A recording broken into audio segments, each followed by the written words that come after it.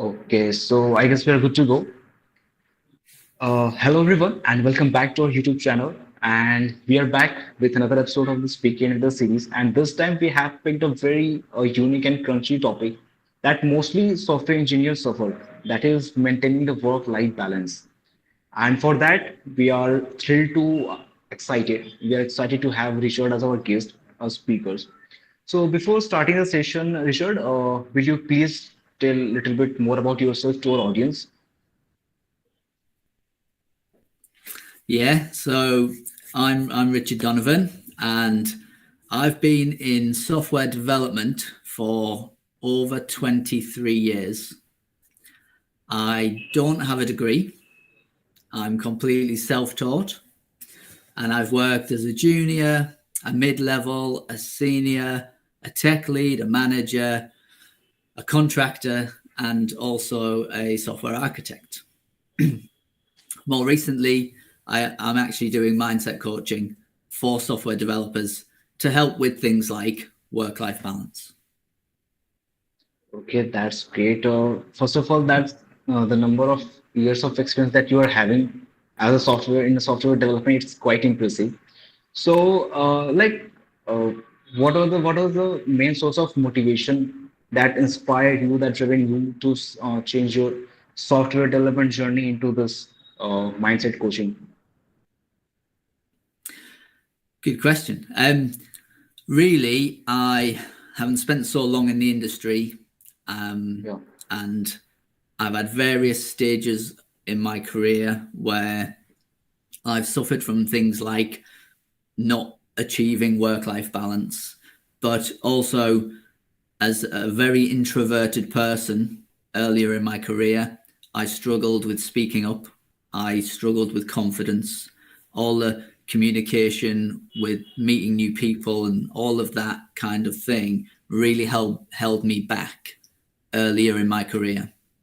And as I got a little bit later into my career and I started to work on my own mindset and my own fitness, physically and mentally, I realized how important that was to my career and how I then started to benefit companies a lot more based on who I was and how I communicated with people, a lot more than just the code that I was writing.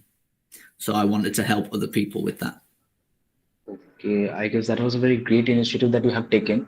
It's a, this work-life balance is the most underrated topic that we missed out of our career or in our profession. So, Richard, like software engineering is in demand right now, okay, and achieving work-life balance in this domain is kind of challenging part.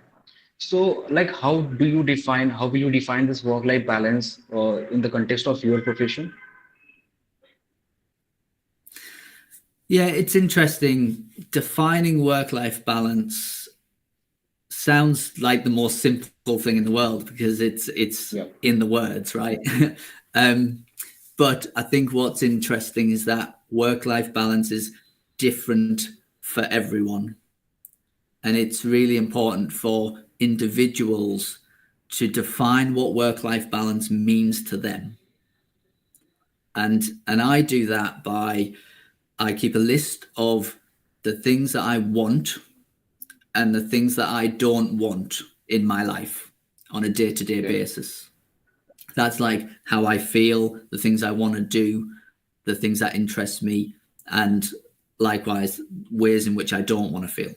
And on top of that, I also have a list of core values. So the things that are really important to me, and they're things like family, sport and exercise, health, relationships.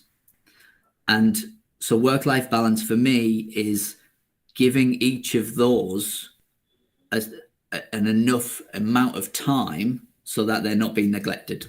So if I just spend all my time at work and I start to neglect my health, my Yeah. hobbies, and my relationships, that's going to really not sit well with me. Okay, that's great. That's great. So, like as you mentioned, you are into the software development for 23 years, right?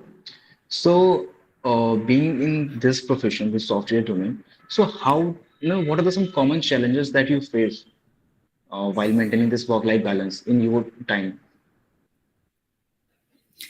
I think it's also an interesting question. The main challenge I found was trying to work to other people's expectations of me, or the expectations that I thought that they had, and I kind of made them up. So I thought that people expected a lot more of me, and then I spent so much more time staying late and taking work home, trying to meet these expectations that actually, when I then talked about them further down the line, those expectations were made up by me. I made them Yeah. myself. So there will be some people who have unrealistic expectations on us. That's going to be life. But it's important that we create our own expectations for ourselves and we work towards our own expectations. Another big challenge is time. A lot of people feel like they don't have enough time. And when we talk about time, there are a couple of things. There is organization, which is going to help a lot. There's planning, which is going to help a lot. But the main thing is actually priority and prioritizing the things that are important for our health or our hobbies or whatever they are, because too many people don't actually prioritize them. I guess you have raised a very important point, that is prioritize your things. I think this is the criteria that we have actually missed this criteria, but while we are doing our work, we actually are neglecting all those important factors that actually matters for us, right? Okay, so I guess it was a very nice answer. Richard, in software engineering, in software domain, since this profession, there are some certain deadlines and pressures from the tech lead or the project lead. There's some certain deadlines that you have to complete this work under this certain time. So, like, how will you suggest someone to manage these deadlines with your personal work-life balance? Like, how will you manage these two criteria? Yeah, I mean that can be a really tough one, and it really comes back to the priority again. So each individual needs to work out what is important to them, and they need to make that clear and communicate that to other people.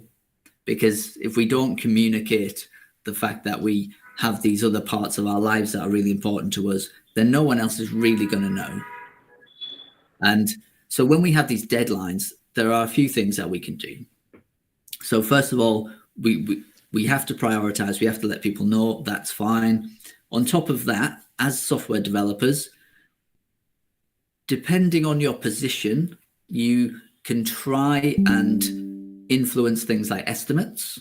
So you want to get good at estimating and making sure your estimates carry an amount of contingency so that we don't create these unrealistic deadlines, because that's a big part of the problem. It's an unrealistic deadline which forces the entire team to suddenly have to work late and basically put their own life on hold. Yeah. We need to decide that actually we really don't want to do that. We've got other things that are really important to us. So we want to be able to inform the estimates, make sure they're not too optimistic, the deadlines are not too unrealistic, but also we can make extra effort to knowledge share as well. Because when we share the knowledge, we take less of a hit if someone is off ill or if they've just got some holiday and things like that. And we don't want to feel like we can never take holiday as well, because that's another big part of it. So knowledge sharing in that respect is a win-win. It takes the pressure off us, but it's also really good for the company as well. Okay, that's great. Okay, so let's talk about this time management because in order to achieve this work-life balance, you need to have some certain time management, right? Because in order to complete the deadlines and some certain deadlines, so you have to be well expert in this time management. So as per your experience, as per your profession, like what the simple techniques or what the proven tips and tricks you will suggest someone for maintaining their work time management? So, from a time management perspective, Yeah. there's a couple of areas there. So, I actually use my time management to, one, obviously make sure I get my work done, but also to make sure that I take breaks and to make sure that I do some of the personal things that are really important to me. And the way I do that is I basically fill my calendar with not just work things but also personal things. So on a daily basis, I'll have things in my calendar like my workout, for example. So if I'm going to do my workout at 1 o'clock, that's in my calendar. And that means that I don't miss it, right? When it comes to actual work and being focused and arranging that, I often use the Pomodoro technique. I don't know if you've ever heard of that. Can So you? for me, It would that be sorry to interrupt you. It would be great if you can elaborate about this technique. so for me, what that means is that I set a timer, and that timer is about 25 minutes. And Okay. for that 25 minutes, I'm absolutely focused on a given task. So I'm not doing anything else. I'm not checking emails. I'm not checking notifications, nothing else. 25 minutes. I'm just deep work getting into it. Now, what I like about the Pomodoro technique is after that 25 minutes, I'll get at least a 5 minute break. So I'll get Okay. up out of my desk, I'll get up out of my chair, I'll walk away from my desk, walk away from my monitors and all of that. And then I'll go again, 25 minutes. Now that might be on the same task or it might be on a different task. Now after I've done that 3 or 4 times, I'll actually have a 15-minute break instead of a 5 minute break. And so even those breaks, they're really important for our own well-being and our own self-care, and more than that, for our own focus and productivity as well. So although we're having a bit of downtime, when we come back to the next task, we're a lot more focused and a lot more efficient. Okay, that's great. I hope this technique helps a lot of students and the professionals who are watching us right now. Okay, Rishad, in this today's fast-paced tech industry, like as per your experience from your contest, like how can you maintain this burnout and your well-being in this today's fast-paced tech industry? So burnout, burnout is a really interesting topic, and I experienced burnout actually on the back of experiencing imposter syndrome. So Yeah. when I had imposter syndrome, that basically made me work longer in the office and take my work home with me. And what then happened was I was actually having some trouble with some relationships outside of work, and they got worse. And the combination of feeling not good enough at work, working more and more hours, and then getting home and also having trouble there because I couldn't spend the time there, effectively led me to burnout. And it was physical and mental. So I just didn't have the capacity to think, but also physically, when I was at home, I just didn't feel like even getting up to clean the house, or little tasks felt like really, really difficult and hard. So burnout's really, really difficult. But it really comes back to the similar theme of what is important to me, what are the areas of my life that are important to me, and am I giving them the time and the priority to work on them?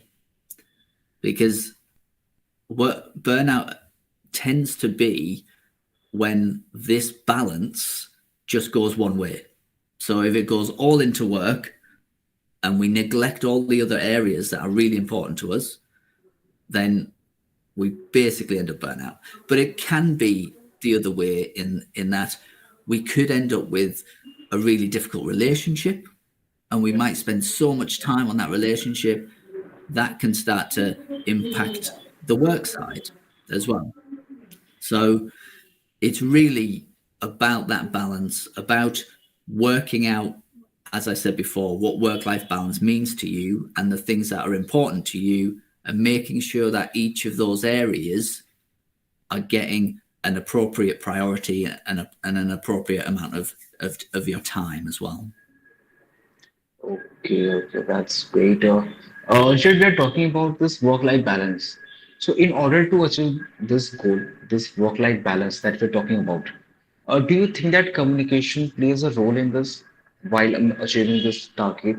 Both, like communication in both profession, with your colleagues as well as with your family and the friends.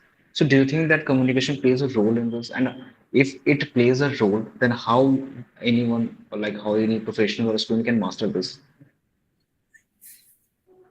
Yeah, it plays a big role, because it's no good to us if we define these areas that are important to us and we never tell anyone about them, Yeah. because then it becomes really difficult. So what one time when I was in a job, I was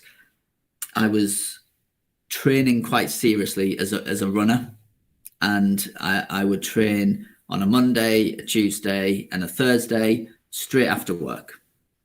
Now, at that time, running was more important to me than going to work, and I I made that clear to my boss and to everyone around me.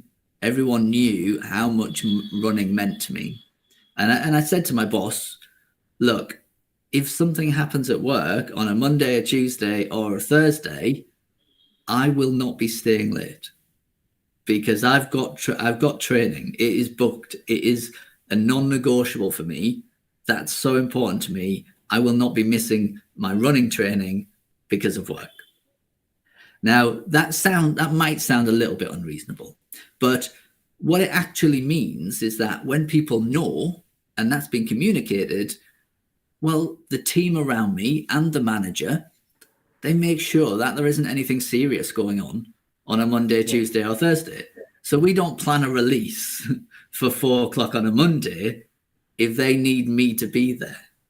We'll do that earlier in the day, or we'll do it the next day in the morning, or something like that. So it gives everyone a chance to be more accommodating. And most people are accommodating when they know. It's when they don't know that it all becomes a bit funny. And if I didn't tell anyone and someone then organizes a release for Monday at 4 o'clock and it's not going well and everyone's a bit panicked, and then I stand up and say, "Oh, bye everyone, I'm now leaving." No one's Yeah. going to be happy with that. It's going to be an awful situation, and and to be honest, probably unacceptable. Let's be honest. But when it's been communicated, it isn't, and it gives everyone a chance to make sure that we don't find ourselves in those situations. And I guess that's similar with family as well. Like, it could be the other way. It could be that you're communicating that either a hobby is really important to you, or actually just that work right now is quite busy and maybe quite exciting, and you're going to have to just spend a little bit more time there. As long as you communicate that and they know why, and that it means something to you and probably to the family as well, then they're going to be a lot more understanding. But if you don't communicate it and you're just going home and then you're just leaving to go running, or you're staying at work late and you're never really talking about why, then they're going to feel hard done to, right? Okay, that's sweet. But one more thing, sure. Like communication is okay with the colleagues and the family. But what about like obviously you have experienced once in your the software profession that it doesn't always work with that person who is always disagree with you. So in that situation, in that scenario, how will you communicate with him, or like how will you convince him regarding this part when he is actually disagreeing with you? Sorry, can you just repeat that, Kunwal? I was saying that communication is the key for every successful relations, either your colleagues or your friends. But when it comes to a person who is disagree with you, is not agreeing with your points, so how will you communicate in that scenario to that person? Yeah, that again, that's really difficult, and it depends what the relationship is. If your boss is not sympathetic, they don't agree with you, and people will find themselves in that situation. Ultimately, there's actually not an awful lot you can do. I mean, you can't really convince them. You can either just communicate anyway, which you should do. Let them know that it's really important to you, um, and then you have a choice. You either take a stand and you do what you've said you're going to do, or you bite the bullet and you maybe don't do it. But I wouldn't suggest doing that for an extended period of time because you're never going to be happy. And so that really falls into maybe finding yourself in not a very good company culture. And and again, that's just something you might find yourself in if you can help it, if you can change the situation. You want to find yourself obviously in a supportive company culture. Not everyone can do that really quickly, and sometimes that might take time. So we do need to be pragmatic, and we can't always have it our own way, but to just recognize what's important to you and be on the lookout for ways of making it happen if it's not happening right now. So keep it as a priority. Don't just neglect it. And ultimately, there might come a time where, whether they agree or not, it's important for your health. And if Yeah. it's important for your health and if it's important for your family, then you need to take responsibility and take those steps, whether they agree or not, to be honest. I guess it's an important point that you have mentioned while answering this question. Okay, so let's talk about the young engineers who are ready to start their journey in this software profession. So, do you have any kind of advice or suggestions for them so that they can establish this work-life balance from their beginning?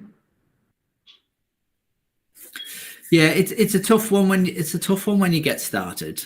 Um, it is really tough because there's so much that you don't know. And I remember early in my career when I first got started as a self-taught developer. I I'd moved away from home, so I was in a town where I didn't have many friends, and I literally took the books home in the evening and spent my time reading, and I did that most nights. But even then, when I had all of this stuff to learn, I still went to the gym like four, maybe five nights a week. So I think one of the best things you can do is to try and get into a routine really early on and make sure that in that routine you're prioritizing the things that are really important to you. But it's worth mentioning that obviously when you are earlier in your career, you're probably more likely to be working slightly more hours or putting slightly more effort into learning at that stage of your career because there is just so much of it. But again, as long as you can build into your routine the things that are really important to you, exercise is massive for me. I think everyone should build some form of exercise into their routine is really important. One, for health, but two, for focus and productivity as well. But that's the main thing for me. The other things are like plan ahead. So plan what you're going to do for yourself a week in advance. When are you going to do your workouts, or when are you going to do maybe family time or something that's important to you? So plan ahead, and possibly even set goals around the things that are important to you as well. So it just keeps that on your mind all the time, so you don't just forget about it and just get stuck in work. You've always got these little triggers about work-life balance, your health, and the things that are important to you. Okay, that's great. Richard, this question I want to ask you personally. Okay. Is there any specific mantra or philosophy that you follow to maintain your work-life balance? Um, yeah, yeah.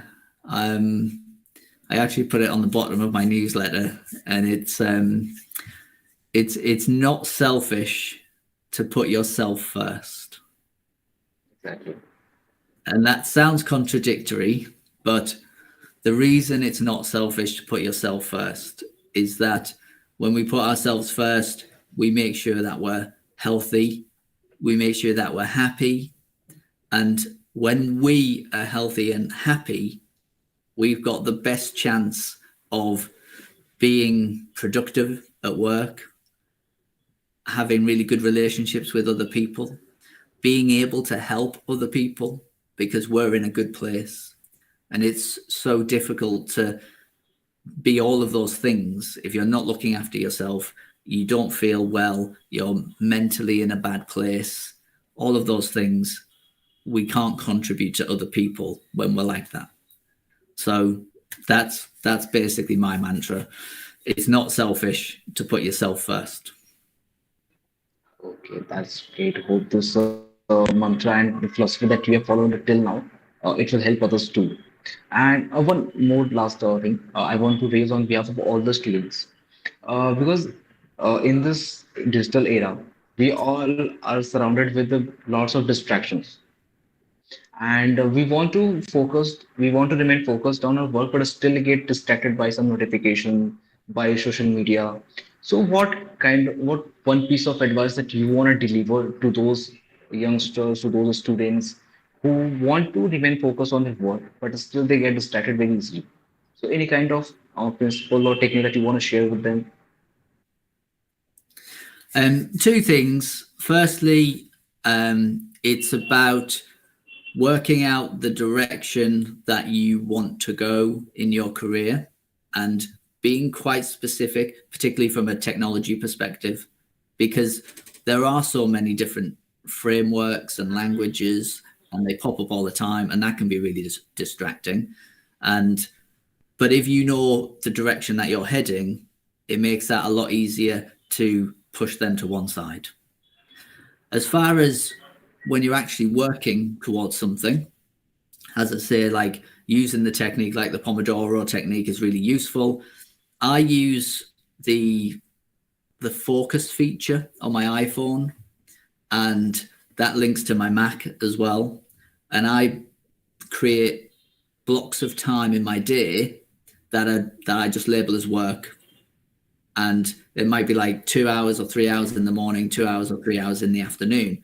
And when that kicks in, I don't get any notifications. I don't get email notifications. I don't get messages. I don't get notifications from other apps. So that really allows me to just focus in on my work, take out the distractions. It's not forever. I'm going to be checking my email before that kicks off. I'm going to be checking it as soon as it's finished. So, and obviously you can change that amount of time. Maybe it's an hour, maybe it's 2 hours, but give yourself a period of time where you can just get into something and focus for a given period. Okay, that's a very elastic answer that you have delivered. Okay, we have a very limited time frame, and we have completed the time duration for our session. And there is one last, any single piece of advice from your end that you want to deliver? Any single piece of advice or the lesson that you have learned till now in your career? In all those lessons, any one single piece of advice? I don't know whether there's one single piece, but um, I mean, what something that I've realised over the years, and I've said it time and time again because it's so important, and that is, if you don't prioritize the things that are important to you, if you don't make time for them, if you don't communicate them to other people, then no one else will do that for you. So what will happen is you'll be living your life in accordance with what other people want, unless you prioritize what you want and communicate it. That's one of the biggest things I've learned. Thank you, Dishin. Thank you for sharing this advice. And I guess we are done with our further session today. And on the behalf of all those engineers, Richard, thank you so much for accepting our invitation and coming on our platform and providing all the insightful contents and all the tips that you have shared. We are grateful for that. That's all, guys. Thank you for joining us, and we are done for today. That's all from our side. Okay, then. Bye bye. Pleasure.